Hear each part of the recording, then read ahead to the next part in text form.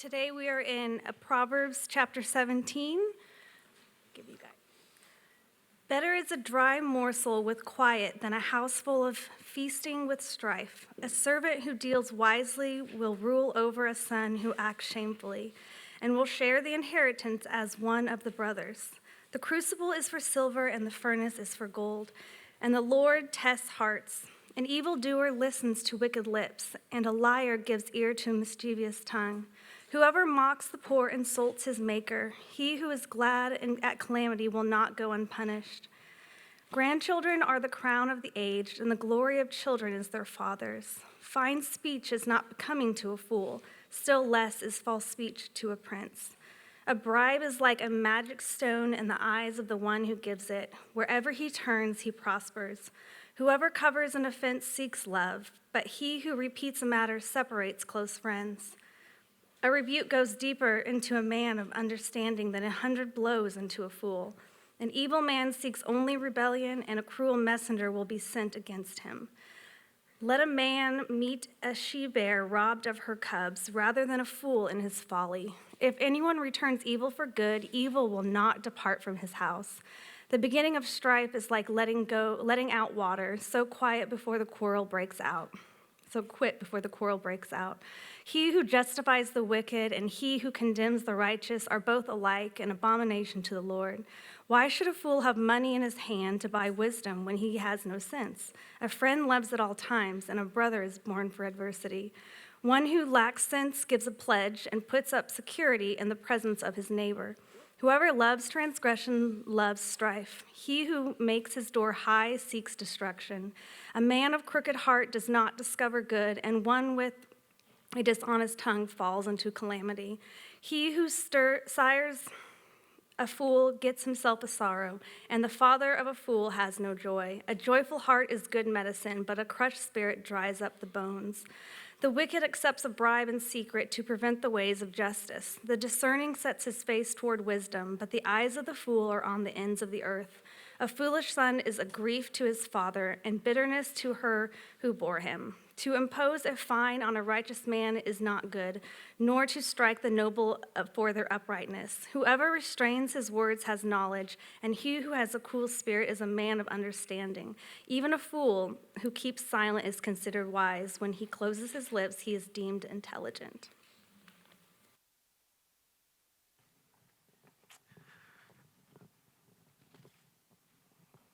Thanks, Mariana. As Mariana just read there, Proverbs 17 is where we're going to be this morning, continuing our study together in the book of Proverbs. And if you are new with us, this is what we typically do when we gather together. We make our way through books of the Bible, just working our way straight through, seeking to understand what that book is saying, kind of in the context of that book, what the author was saying to his audience, and what that teaches us about God and how to live as his people. So at the same time, though, as we've been going through the book of Proverbs, it's felt pretty different than a lot of the other books that we've done together because of the nature of how Proverbs is written and the style of literature that it is, especially the part of Proverbs that we find ourselves in for the last several weeks. It's this long collection of wise sayings from Solomon to his son that illustrate and flesh out in real life the wise path that leads to life and the foolish path that leads to death. And each of these wise sayings or these proverbs is meant to be meditated on and mulled over. And as you do, they'll shape your thinking and shape your desires and shape your responses to the different situations that you find yourself in life. Ideally leading you to live a life of wisdom, which along the way, as we've talked about this through this book, we've defined wisdom as skill. It's the skill of living in God's world under God's authority. It's the skill of living life consistently with the way that God designed the world to work. It's not just knowing what's right, like we tend to think of wisdom being. It's knowing what's right and doing what's right. The thing is, though, and we've talked about this a bunch, there's so many of these wise sayings that we decided to just take a chapter a week of Proverbs, and then within that, just focus on a few Proverbs in each chapter, and just praying that the Lord would guide us each week to what He'd have us learn from that week's chapter. And so, in praying through this chapter and studying through this chapter, the Proverbs that have risen to the surface and that I just haven't been able to shake, that the Lord's been using in my heart, are the Proverbs here in chapter 17 that deal with strife or conflict.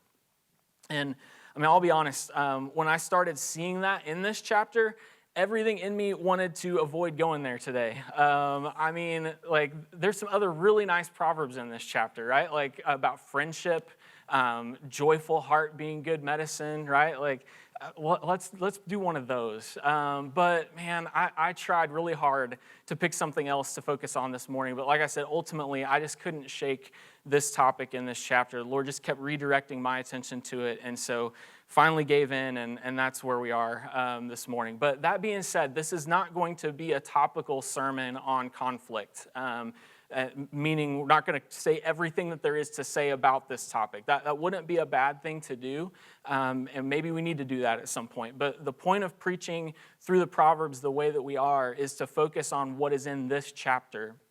So instead of trying to say everything that could be said about conflict and how to handle conflict biblically this morning, this is just going to be a sermon on Proverbs 17 and what Proverbs 17 says about conflict and wise responses to conflict. And so I know in doing that that's going to leave a lot of things unsaid that maybe need to be said at some point about conflict. And so maybe at some point we'll do a series to cover this topic more thoroughly. But for today, Proverbs 17 has several things to say about conflict and wise responses to conflict, so that's what we're going to focus on here this morning. And the reality is, I don't think I probably need to work very hard to convince you that we all have things to learn when it comes to handling conflict wisely. I mean, that's one of the main reasons that I was hesitant to focus on this, is because I know at one level we're all tired of all the conflict that we've been dealing with, especially in the last year and a half.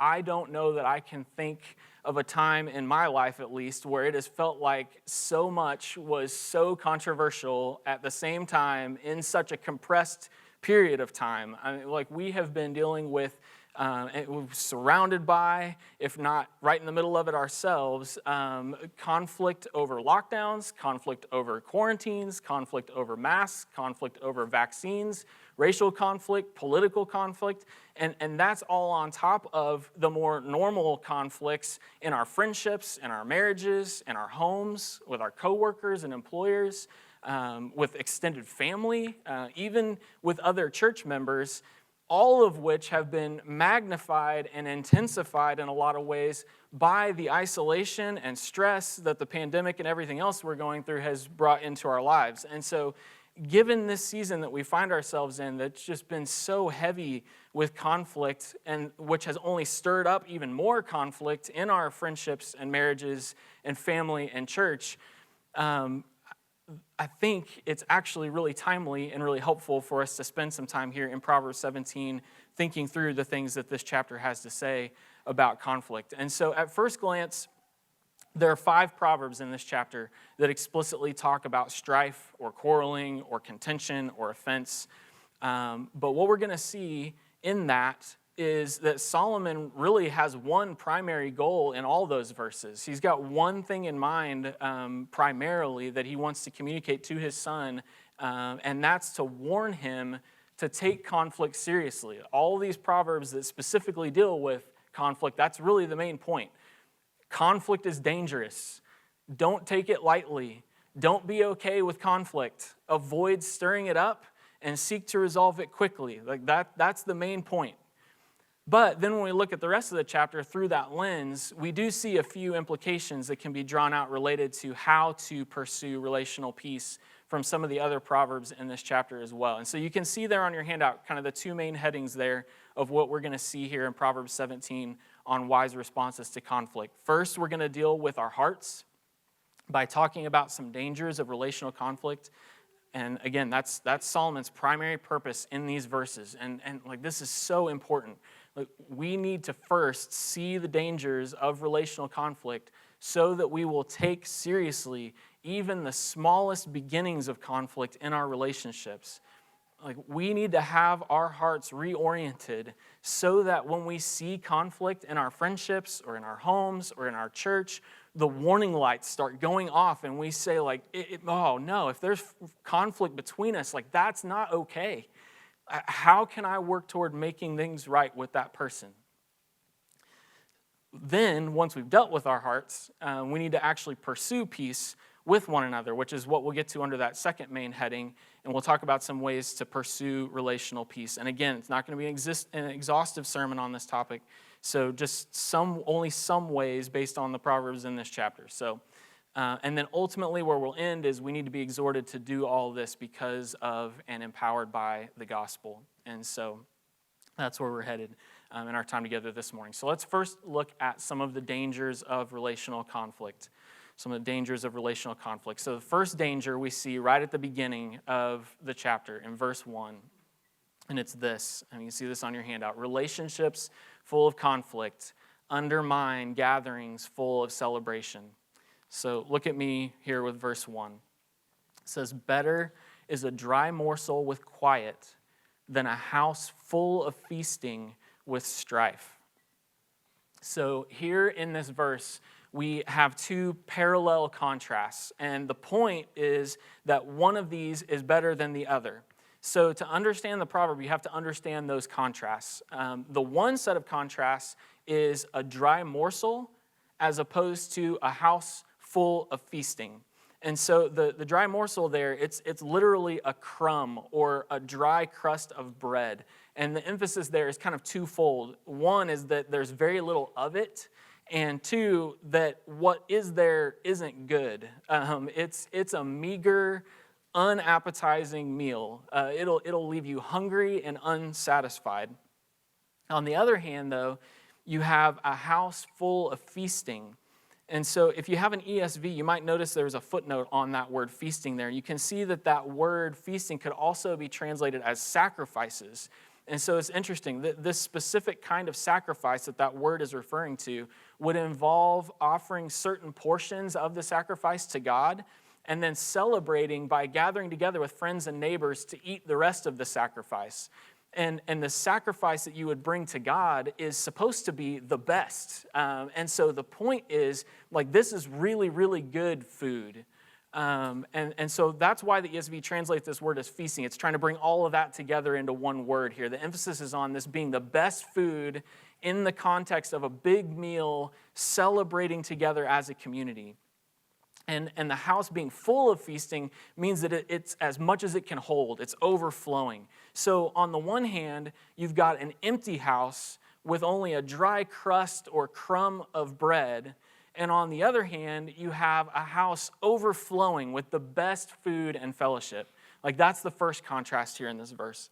And what's shocking is that the verse is saying that the dry crumb of bread is better than this lavish feast. Like, how in the world can that be? What would make that be the case? And what we need to see is that it's the connection with the second contrast here in this verse. And so the second contrast is between quiet and strife. So on the one hand, you've got quiet, which as a parent already sounds pretty nice. But that word is more than just a lack of noise, right? It's quietness that comes from everything being at peace. It's the quietness that comes from everything being so secure that you're not worried about anything. That's the kind of quiet that is in mind here in this verse. On the other hand, then, you have strife, which is the exact opposite of this. It's hostility. It's fighting with words or even physically fighting. And it's intended to be ironic because, remember, the picture is this feast, from this sacrificial feast where everybody's supposed to be celebrating. It's supposed to be a time of fellowship and harmony. But instead, this feast is full of conflict and fighting and hostility. And this is what makes the ultimate difference here. This is what makes the meal of a dry crumb of bread better than the house full of feasting. The point is, if that dry crumb of bread comes with peace and quiet, and that house full of feasting comes with conflict, then we should take the dry crumb of bread every time. And here's the lesson in this. This is what I'm trying to sum up in the point there on your handout. The negative effects of conflict undermine the positive blessings of feasting and fellowship.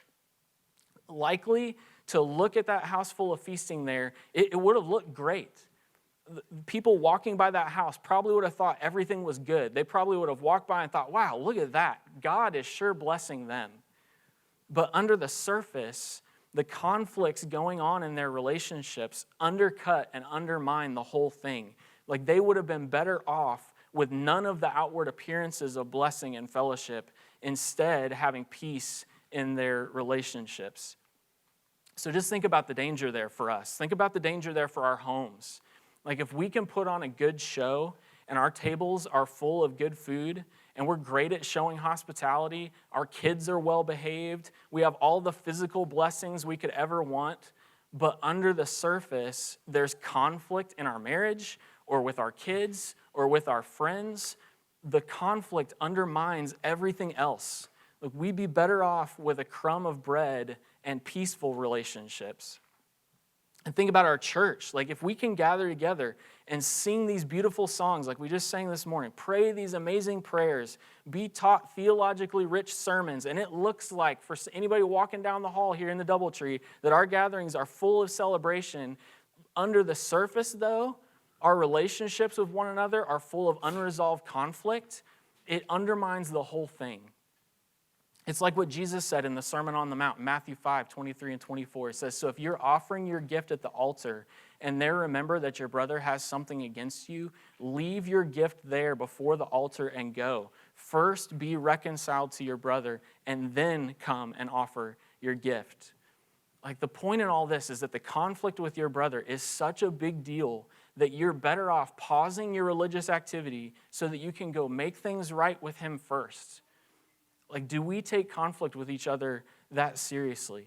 That's how dangerous conflict is. That's how serious we ought to take conflict in our relationships. If we allow conflict to go unresolved in our friendships or in our homes or in our gatherings, it threatens to undermine everything good that might be there.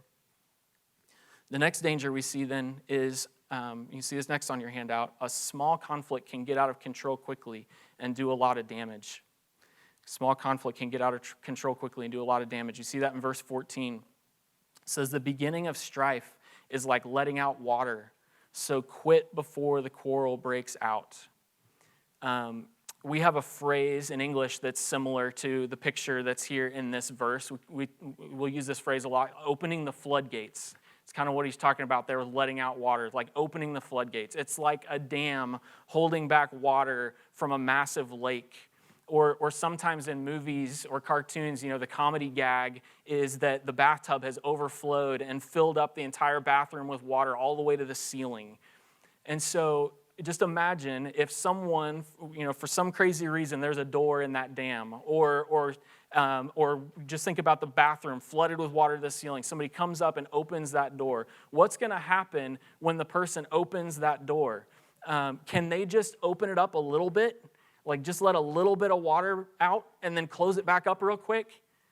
Like, no, that's never what happens, right? Like we've seen this movie before. They open the door and even the tiniest crack and the weight from all that water just going to blow that door open. They're going to go flying back out of the way like a toy, and all that water is going to rush out of there, destroying everything in its path, and there's no closing that door again until the water has come out. That's what this proverb is saying starting a conflict is like. Like we're tempted to take conflict lightly. We're tempted to think that it's no big deal. It's just a little conflict. That's not that big of a deal. We think we've got it under control. We can open the door and let a little bit of water out and it'll be fine. But the point of this verse is that we should see conflict like opening a door in a dam or opening the flooded bathroom. Like it might seem like a small thing at first, but it can get out of control in a hurry and do a lot of damage. Like we don't have the control over it that we think that we do. Like if you open the door even a crack, you might not be able to close it again until it's too late. And so The response then that the proverb calls for here is pretty simple. It says, quit before the quarrel breaks out. Like, if that's what could happen, don't open that door, right? Like, do everything you can to avoid conflict in the first place. Or if you see somebody else about to open that door, like, your immediate reaction should be to run in there and close that thing as fast as you can. Like, resolve things before it's too late. That's how dangerous conflict is. That's how seriously we ought to take conflict in our relationships. We need to see the danger in even letting it get started, and we need to feel the urgency to resolve it as quickly as possible. Next, we see in verse 9 that unresolved conflict can destroy friendships. Look at verse 9. It says, whoever covers an offense seeks love, but he who repeats a matter separates close friends. So we're going to come back to this verse later because the first half of this proverb is one of the key ways that we see here in Proverbs 17 to pursue peace in our relationships. But the second half there is one of the key dangers of conflict in our relationships. And so the contrast in this verse is between someone who covers an offense and someone who repeats a matter. And so the offense there in the first half of the verse is someone upsetting someone else. It could happen in any number of ways, and we've all experienced this in any number of ways. Someone said something to you or did something to you that hurt you. It offended you. Maybe it was intentional. Maybe it was unintentional. Maybe it was sinful. Maybe it was just a difference of opinion. But whatever it was, something that somebody said or did offended you. This verse talks about two different ways that you can respond to that offense or that conflict. One way is to cover that offense, and we'll talk more about what that means in a minute.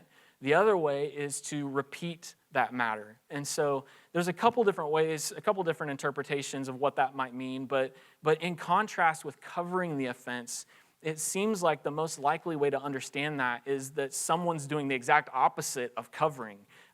Instead of covering it, they're going around telling others about what this person said or did. They're bringing it back up over and over again to the person who offended them. So rather than resolving the conflict, they're prolonging it. They're even deepening it. They're at least making sure this person doesn't forget about how badly they offended them, if not trying to make them pay and suffer for the way that they treated them.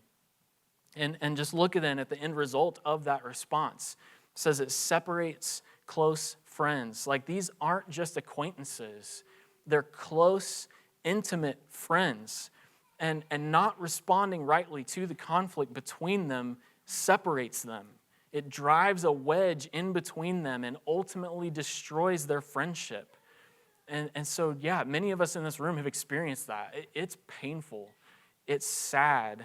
The grief and the effects of broken friendships may lessen over time, but that hole in your life where that friendship used to be is something that never really goes away. Like, that's how dangerous conflict is. That's how seriously we ought to take conflict in our relationships. If we don't learn to respond wisely to conflict, it can cost us dear friends. And then fourth and most serious of all, God threatens judgment on those who are characterized by conflict. We see this in a couple of places. First, in verse 11, it says, an evil man seeks only rebellion, and a cruel messenger will be sent against him. So notice first here the connections between the character of this person. He's an evil man, and his actions, he seeks only rebellion. So his actions flow out of his character. And this is a principle we see all over the place in the Bible. What you do flows out of who you are. And so because of that, the reverse is also true. And we see this, Jesus talks about this principle. You can tell a tree by its fruit. Your actions, or the fruit that you produce, reveal your true character or the kind of tree that you are. And so the actions of this person, it says, are only rebellion. Rebellion, it's an extreme form of conflict, right? Like, it's overthrowing the authorities that are over you. And even specifically, the word that's used here is probably God in mind. But it could be more generic and just mean that this person is characterized by contentiousness in everything that they do. Either way, the point is that this contentiousness and rebellion, it's not just a one-time thing. It's all they do. It characterizes them. It's who they are. And look at what the consequences then of this are. It says a cruel messenger will be sent against him. It's kind of a strange phrase. Most commentators would say that this cruel messenger is probably an executioner. Like, that's the phrase that's used here. Either a human executioner in the case of rebellion against a human authority, or in the case of rebellion against God, some would actually translate this as the angel of death. Those are severe consequences. Judgment is threatened on the person who's characterized by contentiousness and rebellion. And we see a similar warning in verse 19. It says, "Whoever loves transgression loves strife. He who makes his door high seeks destruction." And so here the language is slightly different. This verse talks about loves, but the principle's the same. What you do flows out of what you love. And so you can tell from someone's actions what they really love. And so the ESV says this person loves transgression, but the word here is actually the same as the word for offense that we saw in verse 9 just a minute ago. So this person, they love causing offense. They love stirring up conflict with others. They love causing division. And what they love then flows out into their actions. In this case, it uses the word love again to describe an ongoing pattern in their actions. Like they love strife. They love conflict. They enjoy it. It entertains them. They stir up conflict. They're surrounded by conflict. They scroll through social media looking for conflict. It's not just a one-time thing again. It's what they love. Like, they love it. And again, a tree is known by its fruit. Your actions reveal your character. So loving strife, loving conflict says something about your heart and what you truly love.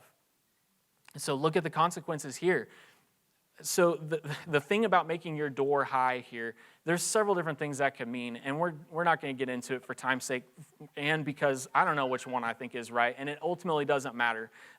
It's clearly intended to describe the person from the first half of the verse. So the person who loves transgression and strife is the person who makes his door high. And the point is, and all that, whatever that means, is that he's seeking some sort of benefit from making his door high, either a prideful thing or a protection thing or something. But what he's unwittingly doing is setting up his own destruction.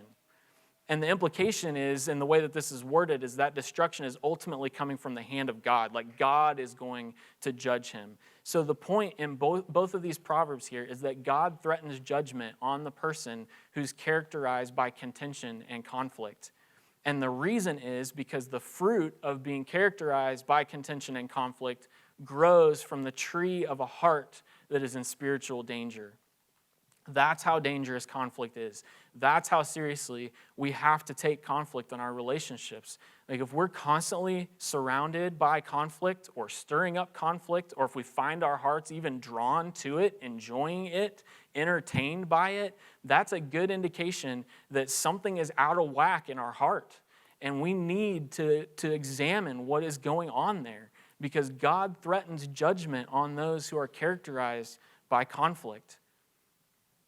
So 4 dangers of relational conflict here. Like, if we don't respond wisely to conflict, it threatens to undermine the good in our gatherings, to get out of control and do a lot of damage, to destroy friendships, and God threatens judgment on those who are characterized by conflict. Like, do you see how foolish it would be for us then to ignore conflict in our relationships? Like, do you see why the wise person takes conflict seriously?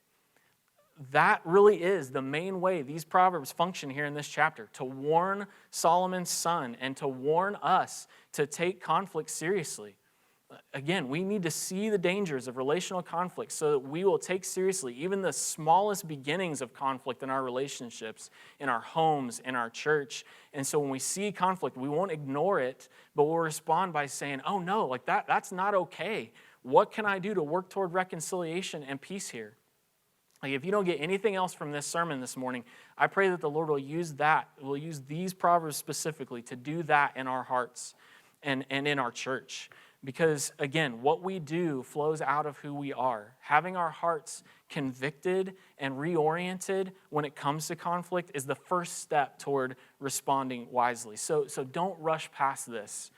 Let these warnings do their work in your heart. And if the Lord uses this to convict you that you've been consistently causing conflict or being entertained by conflict or not taking conflict seriously enough, first pray that he would change your heart and reorient your desires. Because just like a heart that loves conflict overflows in pursuing conflict, a heart that loves peace will overflow in pursuing peace. That's the main things these Proverbs are doing. They're warning us of the dangers of relational conflict to convict and to reorient our hearts. But beyond that, then, there are also a couple of Proverbs in this chapter that then help us to grow in actually pursuing peace in our relationships. And that's what we're going to spend the rest of our time together this morning looking at. And so you can see that next on your handout here. Ways to pursue relational peace. And so again, this isn't an exhaustive list, and we're even going to move through this fairly quickly. But these are some really good places to start when it comes to pursuing relational peace. One way you can see this first there is to be slow to speak. Be slow to speak. We see this especially in verse 27 and 28 here. So really just the first part of verse 27, whoever restrains his words has knowledge. And then verse 28 says, even a fool who keeps silent is considered wise. When he closes his lips, he's deemed intelligent. And so we've seen throughout Proverbs how the foolish person talks a lot and their words cause a lot of trouble. Verse 27 is the reverse of that. The wise person restrains his words. He holds back. He doesn't say everything that comes to his mind, which initially to us sounds backwards, right? Like you would think that the person who has knowledge should be the one who speaks. But this Proverbs says that it's actually a mark of their knowledge that they know when not to. Verse 28 makes the same point, but kind of in a humorous way in that verse. Like restraining your words is such a mark of wisdom that even a fool can appear wise by keeping silent. Like if he keeps his mouth shut, people will think he's actually intelligent, which is supposed to be kind of funny. But it's also good advice for people like me. Do you want to take a step toward wisdom? Stop talking so much. That's kind of the point of that verse. Job's friends illustrate this really well. If you know the story of Job, the book of Job in the Bible, when Job's friends first show up after he's gone through all this suffering and all this loss, at first they just sit silently with Job for 7 days and 7 nights, it says. And that's the wisest they look in the whole book, because from there on, once they open their mouths, they ruin everything, right? Like they cause conflict between themselves and Job from the rest of that book because what they say proves to be so unhelpful. Like they misunderstood his situation, and so they're applying the things that they say. A lot of them are true. They just are misapplying them at the wrong time in the wrong situation, and it ends up doing more harm than good.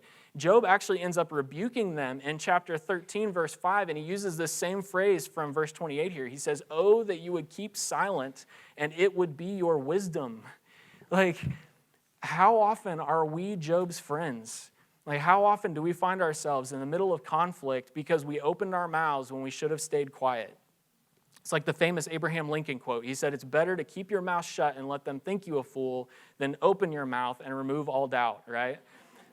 One of the best ways that we can work toward resolving conflict and pursue peace in our relationships is to do a whole lot less talking and a whole lot more listening.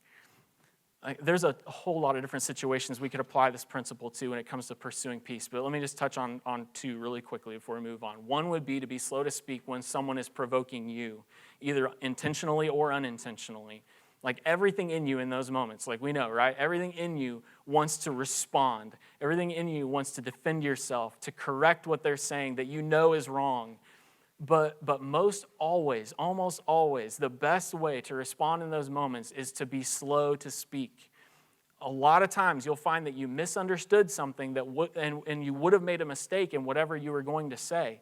And even if that's not the case, responding quickly usually means you haven't carefully considered what you're going to say, so it's not said in the best way and will likely only make things worse instead of better. And so the wise path then is to restrain your words, to listen well, to ask questions to help you understand, and then really take your time considering your words before you speak or deciding whether you need to say anything at all. On the other hand, another way to apply this principle would be to be slow to speak so that you don't provoke someone else. And so this goes back to John's sermon a couple weeks ago and the 3 questions to ask before you speak. If you remember those, are these the right words? Is this the right tone? And is this the right time? When we're not slow to speak and we don't carefully consider our words and just talk, we end up saying the wrong thing or saying it with the wrong tone or saying it at the wrong time and creating conflict. And so the best thing we can do a lot of times is just not talk so much, and we won't have nearly as much conflict in our lives. So that's one way to pursue peace, be slow to speak. Another way is, you can see this next, be slow to anger. See that in the second half of verse 27 that we skipped over just a second ago. It says, he who has a cool spirit is a man of understanding. Like, isn't that a great phrase? A wise person has a cool spirit. Man, it feels like so much of what we've all been through over the past 18 months has cranked up the thermostat on all of our spirits, right? Like, maybe the first thing that we need to do so that we can resolve our conflicts and pursue peace is to lower the temperature of our spirits a little bit. This is the only place in the Bible where that specific phrase is used, but it's clearly just a poetic way to talk about being slow to anger. And what's interesting is I was looking up that phrase, just slow to anger, just to see where else it's used in the Bible. And outside of Proverbs and James, every other time that phrase is used in the Bible, it's talking about God. It comes up first when Moses asks God to show him his glory. And God tells Moses he's going to make all his goodness pass by him.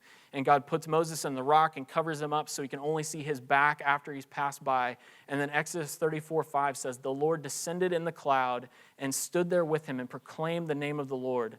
The Lord passed before him and proclaimed, the Lord, a God merciful and gracious, slow to anger, and abounding in steadfast love and faithfulness, keeping steadfast love for thousands, forgiving iniquity and transgression and sin, but who will by no means clear the guilty, visiting the iniquity of the fathers on the children and the children's children to the 3rd and 4th generation.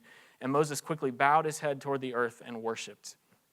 So in God describing himself this way here, it's not that God is just ambivalent or doesn't care about anything.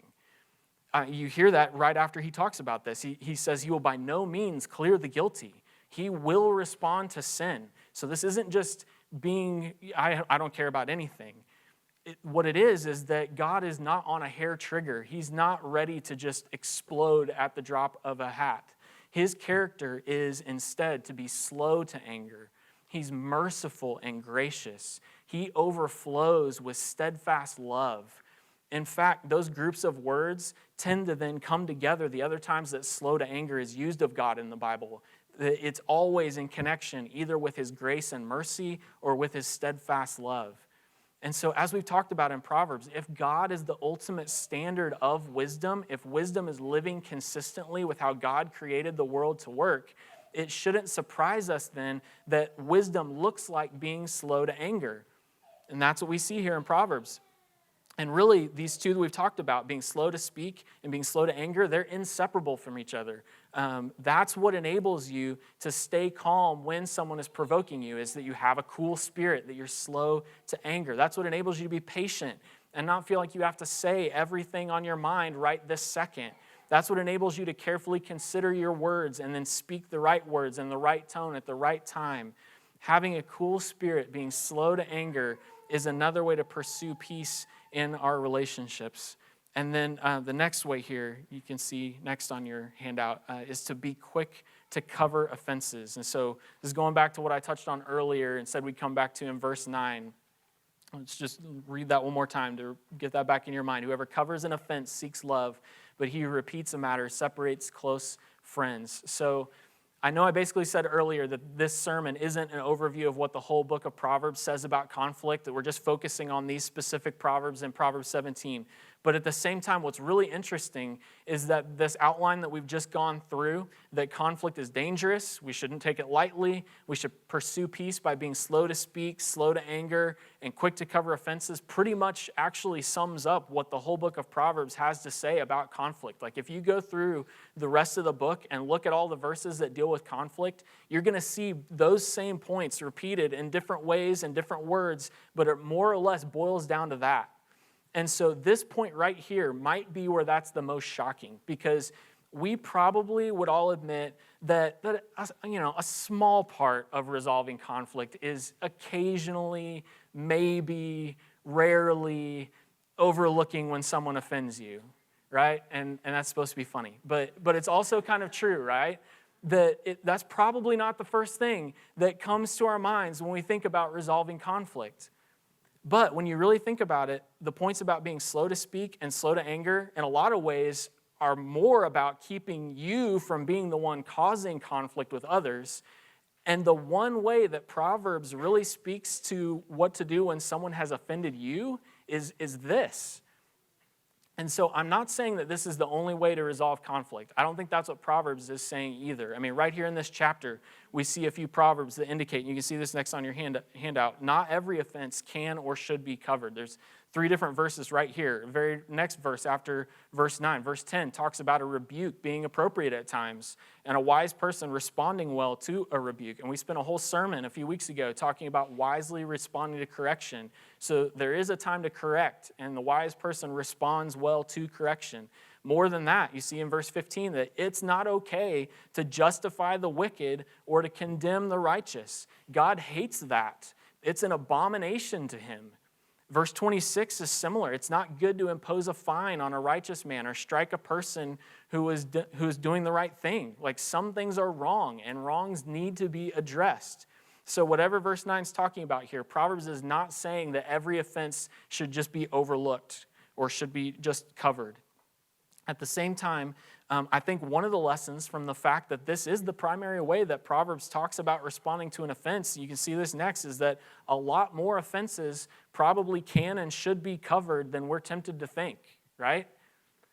Like, where we tend to make that category of offenses that can and should be covered really small, maybe one of the things that Proverbs is getting at by this being the primary way it addresses responding to offenses is that for the wise person, that category of which offenses can and should be covered is actually really big. And here's probably the biggest key for that to be the case. It's understanding what we're talking about here, and you can see this next. Covering offenses isn't passively avoiding conflict. It's actively deciding to forgive. And this has been huge for me this week. Like, one of the ways that I know I have talked or thought about this idea in the past has been to use the word overlook when I'm thinking or talking about what verse 9 calls covering an offense here. I've encouraged people to just overlook offenses. I've tried to do that myself. And that's not necessarily a terrible word to use, but I think it matters what we mean when we use that word. And the point of this verse, and when you're looking at it in context here, is that we're not being called to passively ignore or avoid conflict. We're being called to actively cover over someone else's offense, to actively forgive. There's an excellent, really helpful little book, Resolving Everyday Conflict by Ken Sande. He lists 4 promises that we make when we forgive someone. They're these. You might want to try to write these down. I'll try not to say them too fast. Here's the 4 promises that we make when we forgive someone. I promise I won't dwell on this incident. I promise I won't bring up this incident and use it against you. I promise I won't talk to others about this incident. And I promise I won't allow this incident to stand between us or hinder our personal relationship. Like, do you hear those? I promise I won't dwell on this incident, won't bring it up and use it against you, won't talk to others about this incident, won't allow it to stand between us or hinder our personal relationship. Like, I think that's exactly what covering an offense has in mind, in contrast with what we talked about before from the second half of the verse. Those kinds of promises are the exact opposite of repeating a matter. The person who repeats a matter dwells on it in their own mind, brings it up over and over again to use against that person, talks to others about it, and allows it to stand between them and hinder their relationship to the point that it ends up destroying their friendship. The opposite of that would be to cover an offense, to actively forgive by making those 4 promises. Like, even if that needs to happen without the other person ever even knowing that you're doing that. And look at what's driving the other person to cover that offense. At the last part of the first half of the verse there, it says they're seeking love. And I don't think that means that they're just trying to get everybody to like them. The point is, if you truly love others, if love for others is what drives you, you'll be quick to cover offenses against yourself. You'll be quick to forgive. Like Jesus talks about there being a deep connection between forgiveness and love. And made me think of Luke chapter 7. Jesus is having a dinner at a Pharisee's house.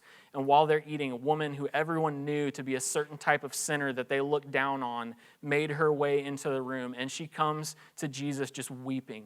And she's weeping so much that she begins to use her tears to wash Jesus' feet. And she uses her hair to wipe them off. And she brought a bottle of expensive ointment, and she's anointing Jesus' feet with this ointment. And the Pharisee is disgusted by this, and he can't believe that Jesus would just let this happen. Like, surely he must not know what kind of woman this is.